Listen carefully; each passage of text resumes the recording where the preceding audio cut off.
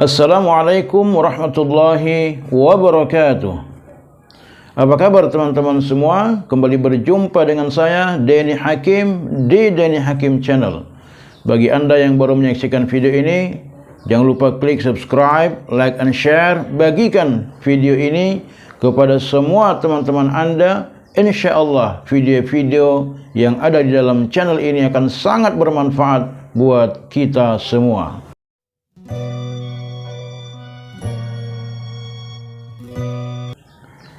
Ada 7 kelompok manusia yang akan mendapatkan keberuntungan di hari kiamat nanti.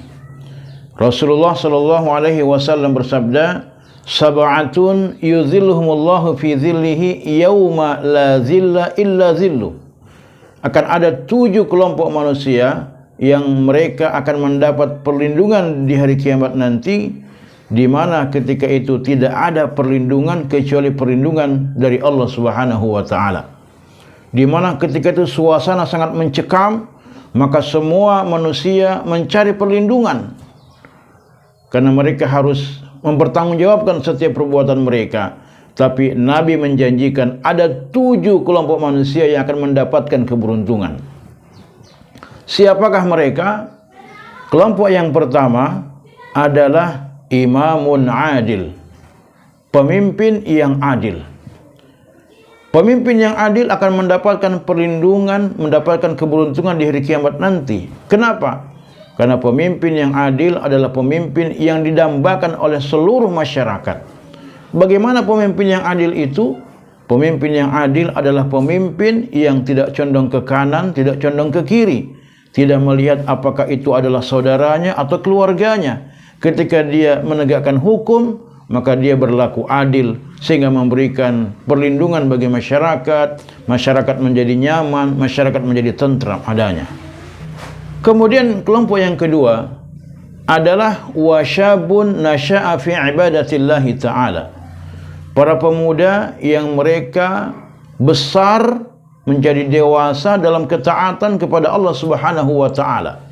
Masa mudanya dimanfaatkan untuk ibadah, untuk taat kepada Allah Subhanahu wa taala. Ketika dia masih muda yang penuh dengan berbagai macam tantangan, karena memang di masa muda itu begitu banyak tantangan kehidupan. Godaan-godaan yang datang kepadanya begitu banyak. Pemuda yang mendapatkan tantangan seperti itu, tapi dia bisa bertahan dengan keimanannya, dia bisa bertahan dengan keislamannya, bertahan dalam ketaatan kepada Allah Subhanahu wa taala, maka pemuda yang seperti ini akan mendapatkan perlindungan di hari kiamat nanti. Mereka adalah orang-orang yang beruntung. Kemudian kelompok yang ketiga kata Nabi adalah warajulun qalbuhu mu'allakun bil masajid, yaitu seseorang yang hatinya selalu terikat dengan masjid. Dia selalu cinta dengan masjid. Dia merasa tidak tenang kalau hatinya tidak memikirkan masjid. Apapun bentuk kekurangan yang ada di dalam masjid itu, dia berusaha untuk kemudian memenuhinya. Dia berusaha untuk melengkapinya. Dia tidak tenang kalau masjid itu terusik. Apalagi sekarang misalnya Masjid Al-Aqsa itu terusik oleh orang-orang Zionis, masjid suci kaum muslimin, kiblat pertama kaum muslimin yang diusik. Maka tentu kita tidak merasa tenang dengan kondisi yang seperti ini.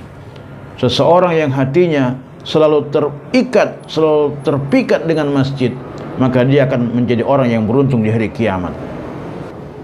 Kemudian kelompok yang keempat yang akan mendapatkan keberuntungan di hari akhirat nanti kata Nabi adalah warajulani tahabba fillah ijtama alaihi wa yatafarraqa alaihi, yaitu 2 orang yang saling kasih mengasihi karena Allah.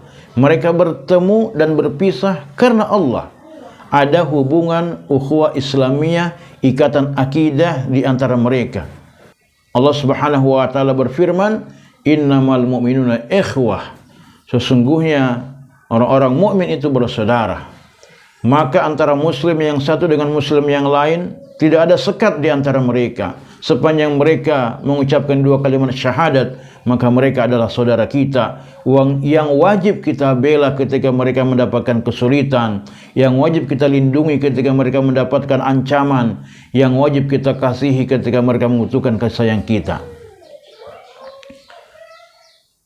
Kelompok yang kelima, kata Nabi, adalah warajulun da'athu imra'atun zatu mansibin wa jamalin faqala inni akhafullah. Seseorang yang diajak untuk berbuat mesum, berbuat maksiat, berbuat tidak senonoh, sesuatu yang tidak bermoral, maka dia oleh seorang wanita yang cantik, yang terhormat, maka dia mengatakan, aku takut kepada Allah. Jadi seseorang yang ketika dia dipanggil untuk bermaksiat, apapun bentuk kemaksiatan itu, apakah dia berzina, apakah mencuri, apakah korupsi, apakah menyelewengkan jabatannya, maka dia merasa diawasi oleh Allah Subhanahu wa taala. Ada sikap muraqabatullah dalam dirinya. Lalu dia mengatakan, inni akhafullah, aku takut kepada Allah. Maka orang yang seperti ini akan mendapatkan keberuntungan, dilindungi oleh Allah di hari kiamat nanti. Kelompok yang keenam, kata Nabi, adalah warajulun tasaddaqa bi sadaqatin fa akhfaha hatta la ta'lama shimaluhu ma tunfiqu yaminuhu. Yaitu seseorang yang bersedekah secara sembunyi-sembunyi, sampai-sampai tangan kirinya tidak mengetahui apa yang disedekahkan oleh tangan kanannya. Artinya, bukan berarti ketika lewat celengan kita sembunyikan tangan kiri. Bukan seperti itu maksudnya. Maksudnya adalah kita tidak bersikap riya, tidak terlalu menggembar-gemborkan sedekah yang kita sudah keluarkan. Ya. Jadi orang yang ikhlas tanpa ada imbalan apapun, dia bersedekah tanpa ada maksud apapun, maka orang yang seperti inilah yang akan mendapatkan perlindungan di hari kiamat nanti. Kemudian kelompok yang ketujuh, kata Rasulullah SAW, adalah warajulun zakarullaha khalian fafadat ainahu. Seseorang yang dalam berzikir dalam keadaan sendiri, lalu dia meneteskan air matanya. Dalam zikirnya itu dia mengakui begitu banyak dosa yang telah dia lakukan. Dia menyesalinya sehingga meneteslah air matanya. Maka air mata itulah yang akan menjadi tanda penyesalan dirinya, sehingga Allah Subhanahu wa taala mencatatnya sebagai orang yang bertobat kepadanya. Inilah 7 kelompok manusia yang akan mendapatkan keberuntungan di akhirat nanti. Mereka akan dilindungi oleh Allah Subhanahu wa taala, di mana ketika itu tidak ada perlindungan kecuali perlindungan dari Allah Subhanahu wa taala. Semoga kita semua bisa menjadi ketujuh-tujuhnya atau salah satu di antara yang ketujuh tersebut. Semoga bermanfaat. Wassalamualaikum warahmatullahi wabarakatuh.